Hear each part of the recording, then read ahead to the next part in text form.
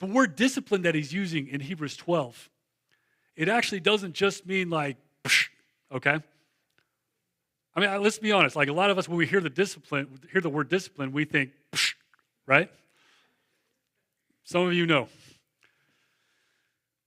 But the word discipline, it actually encompasses the entirety of the moral guidance of children. It implies sometimes teaching and admonition, sometimes correction, and sometimes even what we would call chastisement. The word could also be translated to instruct. In other words, sitting down and teaching a child, like, hey, this is where you need to go, this is where you need to do. That's a part of what this word discipline that he means. So it's not just physical punishment that he's talking about, okay? He's talking about any kind of training that allows the child to understand what's right and wrong.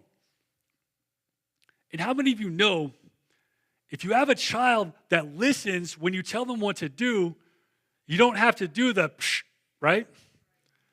Or, listen, I'm not here to debate whether you should physically punish your children or whether you should do timeouts, okay? I'm not here to make that debate.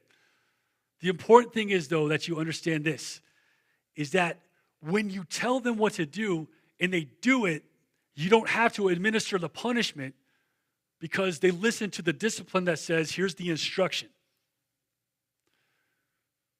When we follow our Heavenly Father, what He tells us to do, you won't have to go through the other side of discipline.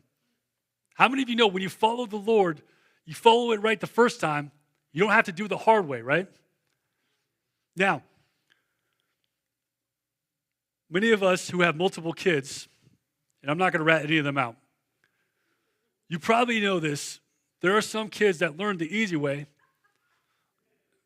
You already know. We got some testification here. Some kids, you could tell them, don't touch the hot stove. And there's some kids you just have to be like, you know what? I'm going to tell him. But he has to put his hand on the stove and learn that it's hot in order for him to stop putting his hand on the hot stove. Some kids, you can tell them, don't touch the fire, but they need to just something about the way that they're wired. They just have to put their hand in the fire to experience themselves. Like, oh, this is painful. I don't want to do this. Anybody have kids that have that type of proclivity? All right, let's just be honest for a second. How many of you were those kids? All right. Yeah, you were those kids. We're working on you, brother. You know what the amazing thing is about our Heavenly Father? Is He knows. He knows.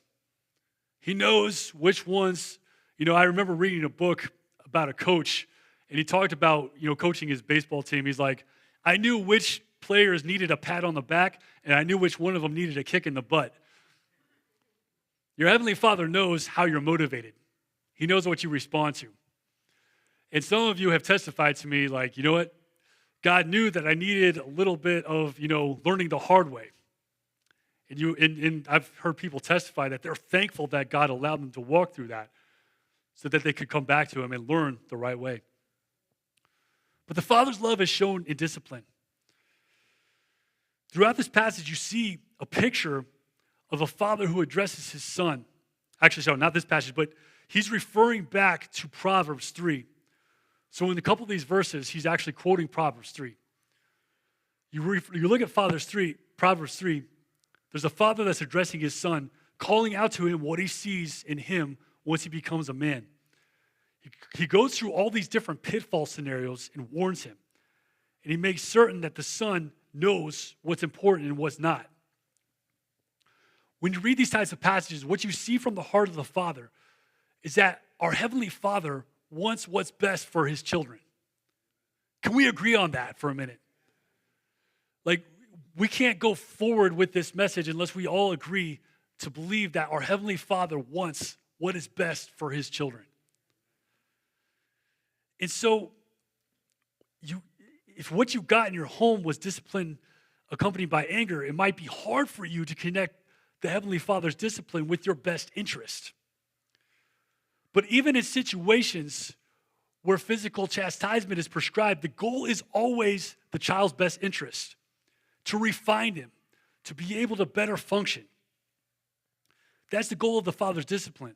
And even when there has to be what we would call quote unquote punishment, good discipline comes back and says, hey, listen, do you understand why I had to discipline you? Do you understand? Like, I care about you enough that you can't keep going that way.